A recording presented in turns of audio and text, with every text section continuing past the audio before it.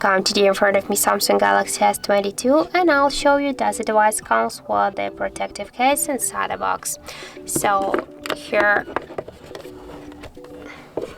as can you see, we got only one paper box, the SIM jack tool here, and inside of this box we got only the USB-C cable and the quick start guide and some paperwork.